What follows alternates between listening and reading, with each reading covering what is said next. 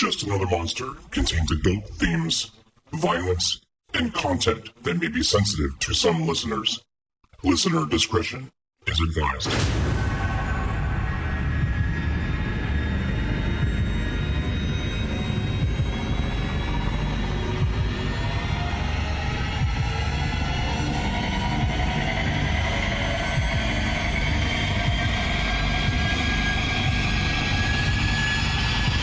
Just Another Monster.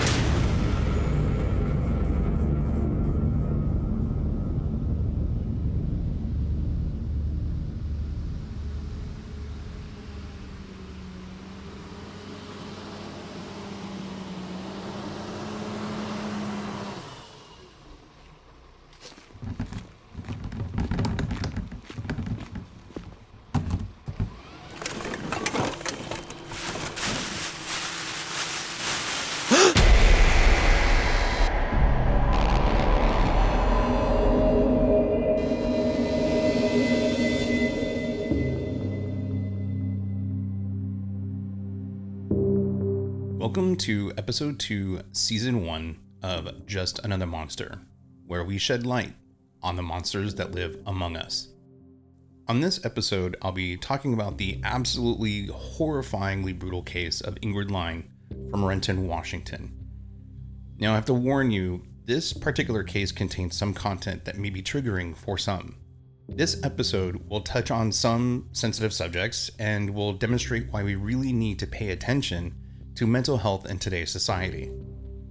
All too often, many who suffer from various forms of mental illness go undiagnosed and untreated.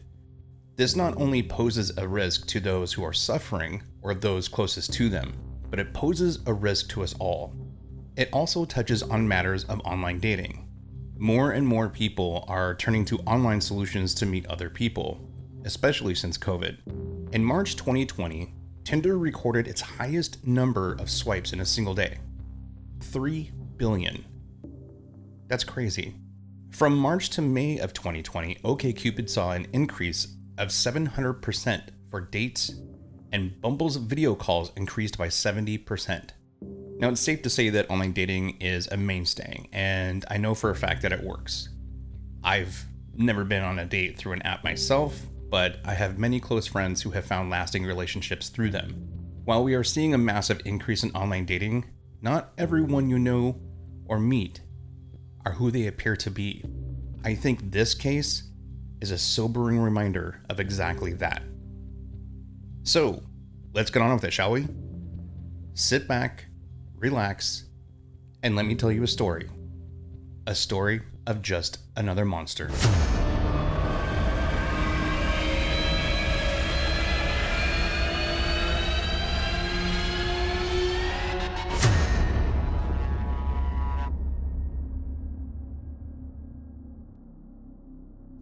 Saturday, April 9th, 2016. SpaceX successfully lands a reusable rocket on an ocean platform for the very first time.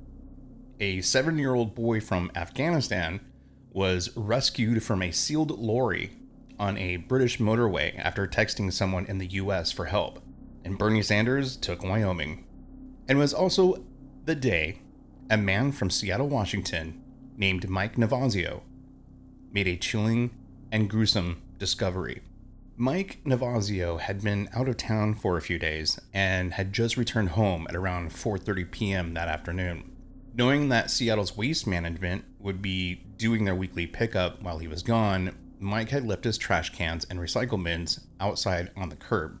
Now, like any responsible neighbor, Mike Navazio went to retrieve his garbage and recycle bins to bring them back to his driveway from the street.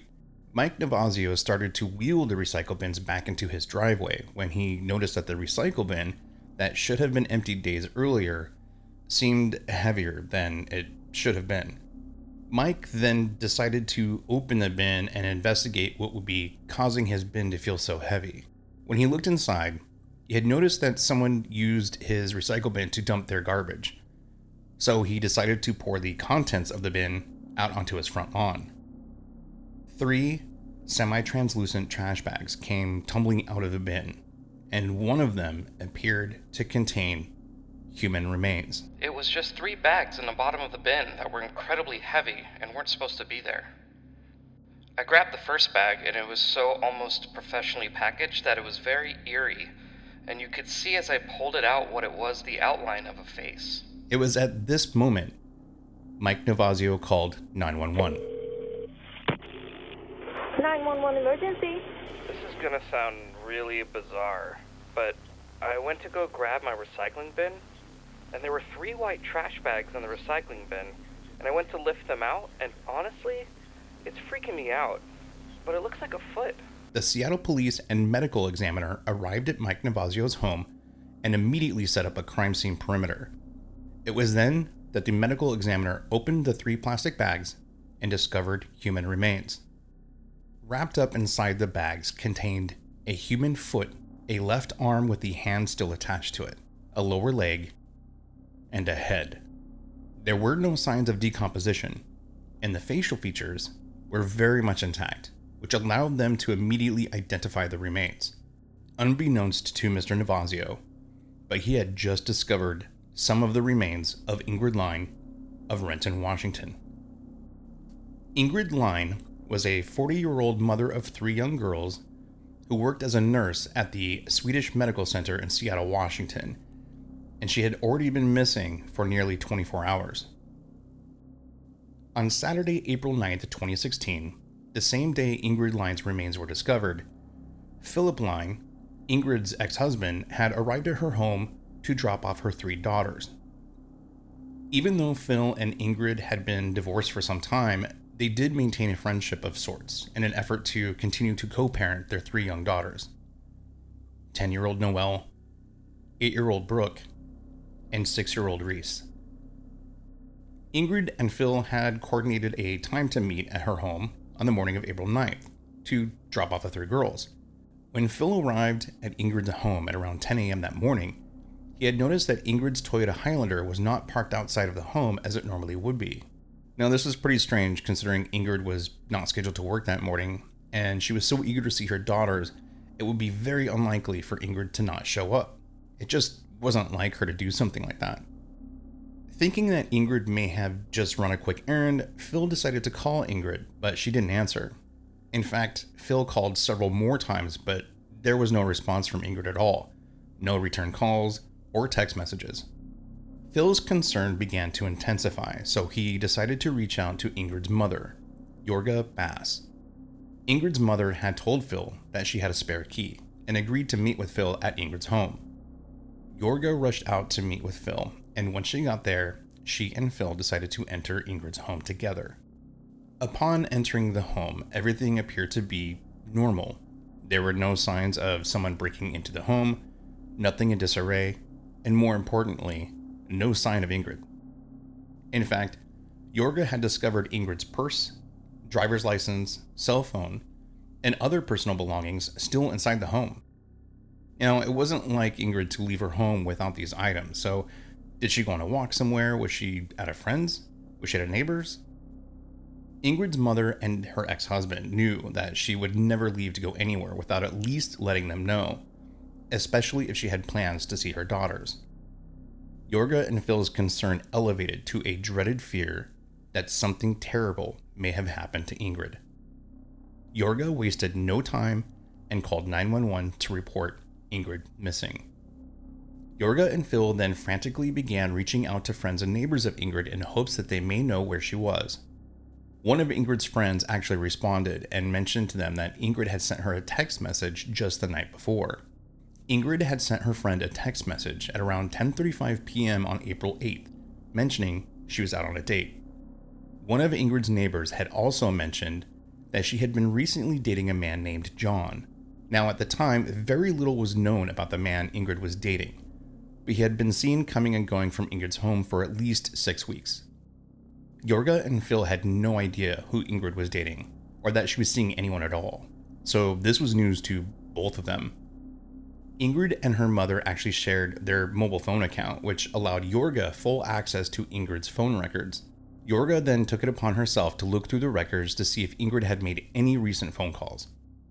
As Jorga sifted through the countless numbers in the phone records, There was one particular number that appeared multiple times throughout March and April. It was a number that had a Montana area code. And this was strange to both Jorga and Phil, as they were unaware that Ingrid even knew anyone from Montana. Jorga then gave the number to Ingrid's sister, who decided to use a reverse lookup on the number in hopes it may give some insight or clues to Ingrid's whereabouts. Ingrid's sister had discovered that the phone number with the Montana area code was linked to a Facebook account, and the name of that person who owned this account was John Robert Charlton. In hopes that this may have been the John that Ingrid had been dating, Jorga sent him a series of text messages. My name is John. I thought she was with her kids today. When did you see her last? She's not here. Her phone is here and her driver's license and purse, but she's not. Please respond. I've called 911. 911? What's going on? We went to the Mariners game last night, but we didn't see the night together because she has her kids today. Not sure what she has told you about me and our relationship. She's missing. What time did you see her last? A police officer needs to speak to you, as you may be the last person who saw her. Can you please call me? I know your name is John Charlton, so please call me. John didn't reply to that text message, so Jorga sent another one. Can you please call me? I know your name is John Charlton, so please call me. Again, there was no response from John, and Jorga sent him one final text message. Please, John, did Ingrid say anything about someone coming to see her after you separated from her last night? We can't find her or her car. As I said, her phone and ID and purse are at her house, but she and her car are gone without a trace. Any help would be appreciated. We are desperate. She would never just go off and leave her family. It was at around this time Renton police arrived at Ingrid's home and met with her mother and her ex-husband. Jorga had taken it upon herself to inform Renton police of the phone number that was traced back to John's Facebook account. This was a very smart move. Officer Elliott of the Renton Police Department had also discovered tickets to a Mariners game on Ingrid's computer screen. These tickets were actually dated for a game that occurred just the night before, April 8th, 7:10 p.m. Based on statements from neighbors and friends, police believe that Ingrid and John were at this game together on a date, the same date Ingrid texted her friend about that evening. John Robert Charlton, who was 37 years old at the time, was a bad seed. Some would probably consider a problem child. John Charlton has a very extensive and violent criminal history across 6 states, including Utah, Montana, and Washington State. John has convictions for aggravated robbery, felony theft, grand theft auto, 4th-degree assault, and 3rd-degree larceny. He also has extensive arrests for burglary. Court documents also show that even his own parents feared him. His parents even filed a restraining order against him in 2006, just 10 years prior. John was apparently prone to violent, drunken outbursts, especially when he was abusing crack cocaine and alcohol.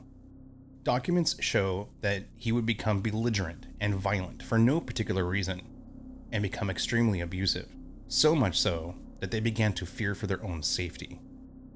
On March 2nd, 2006, John's parents, Ray and Joanne Charlton, found him drunk in their home in Thurston County, Washington. Over the next couple of hours, he became physically threatening and verbally violent towards them.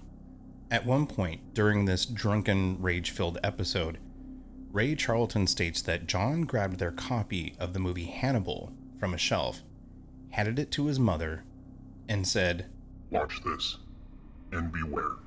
This is what prompted John's parents, Ray and Joanne Charlton, to file a restraining order against him.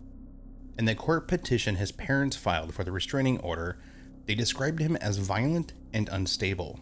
John has been known to hold grudges for several years and exposes frustrations when under the influence of alcohol or drugs. These frustrations he displays can be very intimidating and cause fear of violence. Ray and Joanne Charlton had also stated that John told them, "Life is just putting too much pressure on me, and I feel like I'm becoming mentally unstable." That would be an understatement. Believe it or not, the restraining order was later dismissed at his parents' request. Now, if it hasn't become clear, this was someone who needed some serious help. This was someone who was clearly exhibiting extreme substance abuse issues and some pretty severe mental and emotional instability. It's not known if John was seeking any help or if his family members were seeking help for him. There are no records or evidence that I could find that would illustrate this. So I guess this is just another one that fell through the cracks, right? One of John's ex-girlfriends had also made statements about John's violent past. She had stated that he had a serious problem with alcohol and was a mean drunk, but he never assaulted her. John eventually became homeless and started staying in shelters around the Seattle area. He eventually took up some work here and there as a day laborer. Anyone who lives in Seattle can tell you there is a very serious and ongoing homeless crisis in the area. Between the opioid epidemic, the housing market collapse, along with inefficient and grossly underfunded mental health solutions, it's become nearly unmanageable. This was definitely a situation where someone needed help and either never sought solutions or there just weren't enough resources to provide solutions. An ex-girlfriend of John's told police that he would stay at her home from time to time and allowed him to store some of his belongings at her home. In exchange for letting him crash at her place, he would help her out with some handiwork. It was at around this time John began dating Ingrid after connecting on an online dating website. John described himself on his dating profile as a free-thinking Christian who wants to simply make friends. In the About section of his profile, he stated that he was looking to date, but nothing serious. He was shown as undecided or open to having children, and get this, only drink socially. It also showed that his longest relationship was about 2 years in length. My intent here is to simply make friends and meet up for good conversation. Not much of the crowded bar or club type, but, mellow and quiet is kind of more my scene. John describes his ideal first date. I'm not here for dating, only friendships. This is not some sort of scam to get laid either. However, if we, did meet up as friends, we could grab coffee, a beer, comedy show, whatever people do as friends, basically. However, on a separate dating profile, John had stated he did have children, but that they lived far away from home. So just on a side tangent here for a moment, but when are things like background checks going to be required for online dating? I mean, you need a background check to own a gun, apply for a job or a credit card, or even obtain a passport. So why not online dating? I mean, you're potentially inviting a complete stranger into your home, and you have no idea if this person has misrepresented themselves. I think owning a gun could pose just as much risk as letting a complete stranger into your home, and certainly more risk than applying for a credit card or a passport. I'd be interested in your thoughts on this. Anyhow, Ingrid, recently out of a divorce, wanted to meet someone new. She was a busy person, taking care of 3 young girls, working full-time as a nurse, and just generally trying to, make it all work. So online dating seemed to be the best place for her to meet someone that she could date casually. Something that could fit in with her already full and hectic schedule. John and Ingrid only dated for a little over a month, and it appeared to be a bit of a casual affair, but it went a bit just beyond meeting up for drinks or coffee. John had spent a few nights at Ingrid's home, but only occasionally. Also, there weren't many people in Ingrid's circle that knew John or even knew about him, let alone the fact that Ingrid was even dating in the first place. Now, I would venture to guess that some of the reasons that few knew about John was due to his current living arrangements.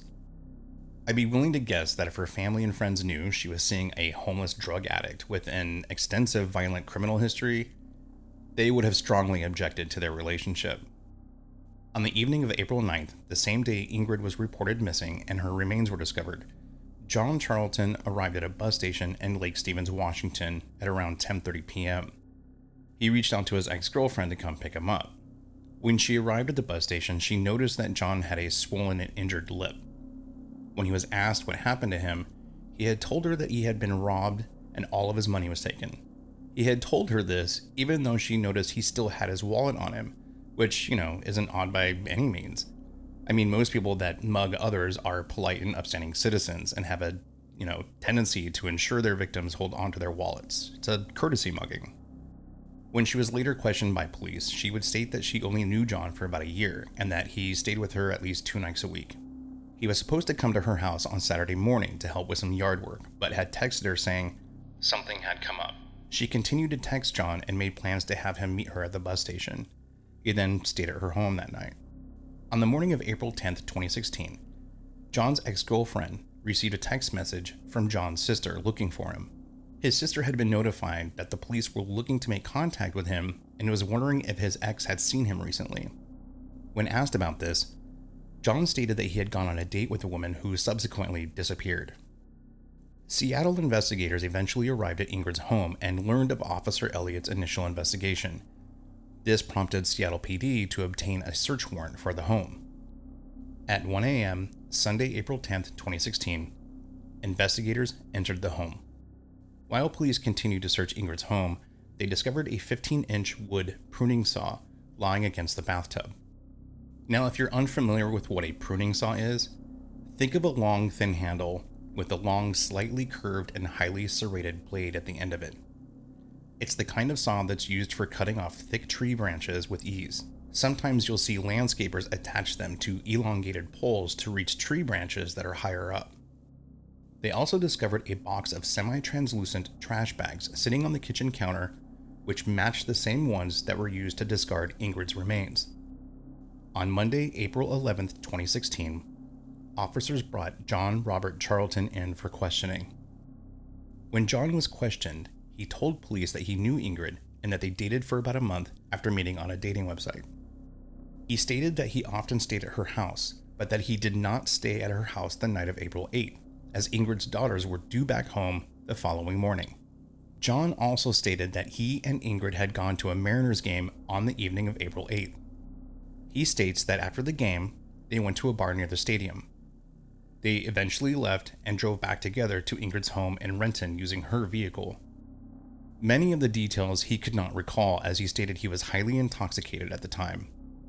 John believed they had sex that night, but he couldn't be completely sure. What he did remember was that Ingrid was acting, and I quote, weird. But he couldn't say exactly how she was acting weird, and he claims to remember little else about the evening. He was then asked what he did afterwards if he didn't spend the night at Ingrid's. He had told police he wasn't sure, but he must have slept on the sidewalk in downtown Seattle, as that's where he woke up the following morning. Police asked him how he got back to downtown Seattle. John stated that he assumed Ingrid drove him there. Now, he also told police that he didn't think Ingrid was planning to meet up with anyone else after their date that night, and they had no idea what happened to her after she dropped him off in downtown Seattle. There were so many holes in this guy's story. So, let's get this straight. They go to a Mariners game in downtown Seattle, and then they go out drinking. Then they go back to Ingrid's house in Renton to have sex, and then she drives all the way back to Seattle to drop him off on the streets? That's a 20 to 30 minute drive each way, and it was opening night for the Mariners, which means there would have been a ton of traffic just getting out of the downtown area. John appeared rather nonchalant during his interview with police. He even expressed annoyance that he was being asked questions about himself when the obvious purpose of the interview was to learn more of Ingrid's disappearance. When he was asked why he failed to contact police after learning Ingrid was missing, he claimed that he had failed to contact police because he was offended by the text messages he had received from Ingrid's friends and family. Yeah, you heard that correctly. When John was being questioned by police, he also informed them that he was homeless and had a severe drinking problem. And he also told them, I am not a normal person.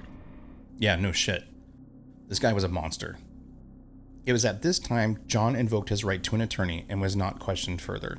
John was then processed and checked for injuries. Police had noticed abrasions on his forehead and left hand. There were also scratches on his chest and injuries to his lip and chin. That same evening, on Monday, April 11th, while John was being questioned, investigators had returned to Ingrid's home and removed some of the plumbing and drain fixtures from underneath the bathtub. It was there that they discovered tissue, blood, and bone particles within the drain and plumbing fixtures from the bathtub. While we still don't know many of the details of what actually happened that night, investigators feel they are able to piece together what actually occurred. It's believed that Ingrid and John attended the Mariners game the evening of April 8th.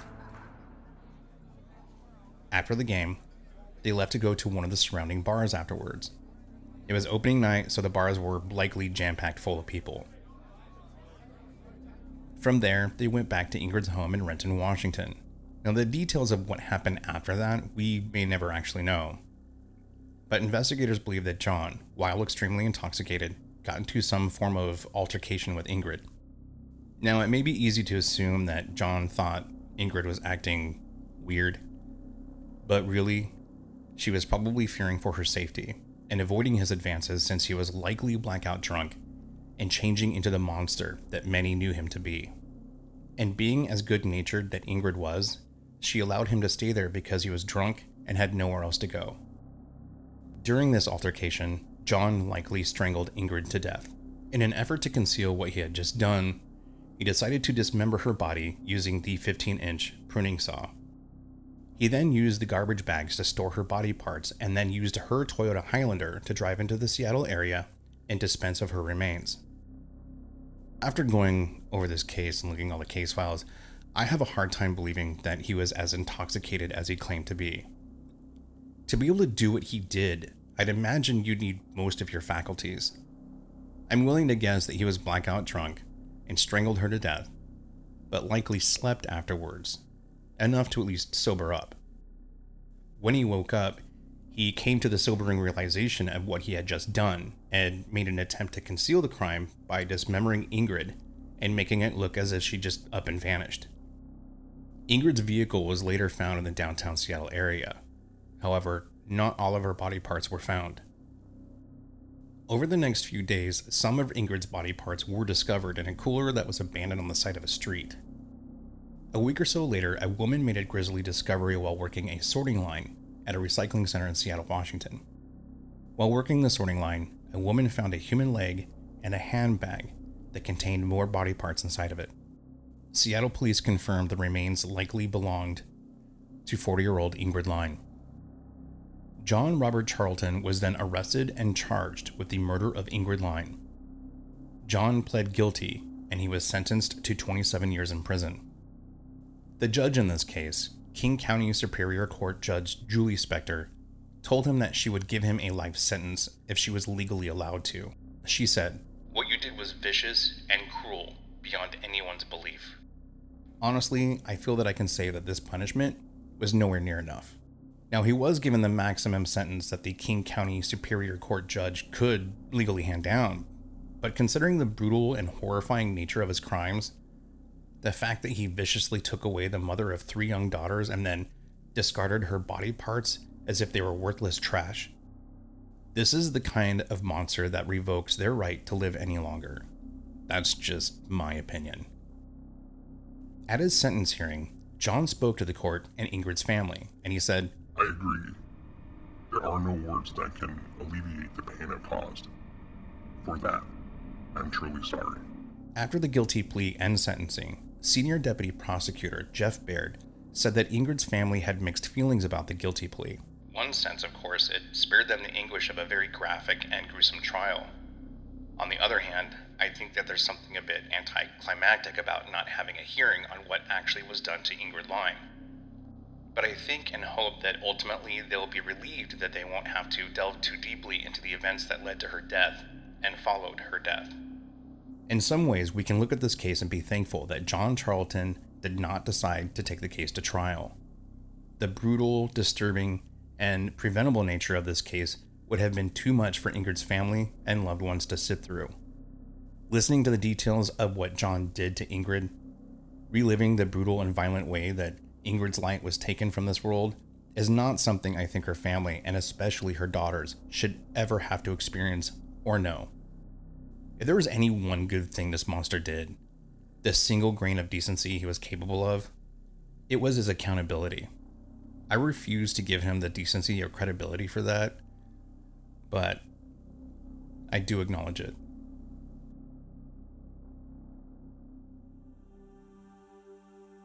When looking back on this case, there are so many things that could have been done differently. Mental health cases are at an all-time high, as is the awareness and acceptance around mental health issues. We need to do better as a community, as parents, friends, and local governments to make sure there are resources available to help those in need. And with the current desires to reconnect with other human beings, especially after a pandemic, it's crucial that we properly vet those we are allowing into our lives. Listen to your gut. Pay attention to those red flags and don't make compromises that could put your life or the lives of others at risk. Because some of those people can turn out to be monsters. There are 3 young girls who now have to live their lives with the knowledge that their mother was violently taken from them. Taken from them by a monster and a coward. Ingrid Lyne was an adoring daughter, a loyal sister, a compassionate nurse who helped others, a supportive and dedicated friend, and most of all, a loving and attentive mother. There will be no more ballet practices while a supporting mother looks on. No more soccer games with Ingrid cheering on from the crowd. No more recitals for a doting mother to attend. And there will be no mother of the bride. No maternal grandmother to hand down worldly advice and memories of a different time. No more holidays or family gatherings to create new memories in a loving home. I wish I could say there is a happier ending to this case, but sadly, there just isn't. So I will close out this episode with a statement made by one of Ingrid's dear friends, Nancy Civitilli. It's something that stuck with me and really just says all that needs to be said. When Nancy addressed John directly in the courtroom, she said, You killed her physical body, not her energy, her soul, or her light. Ingrid is here, represented by those who love her. My heart goes out to Ingrid's family, friends, and loved ones. And especially her daughters, Reese, Brooke, and Noelle.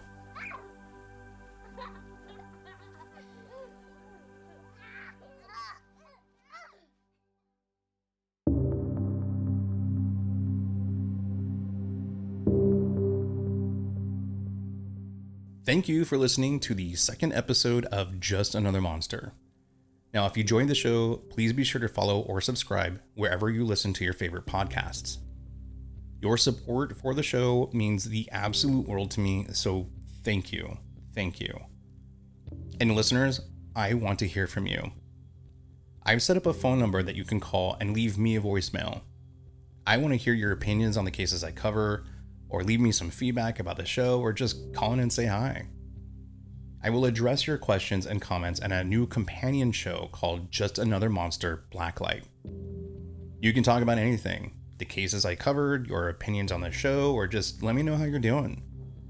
This is the show where I address my listeners directly, so feel free to call me and leave a message at 520-428-4373. Or go to anchor.fm/justanothermonster and leave a voice message that way. Thanks again for listening. Stay safe, and I'll see you next time.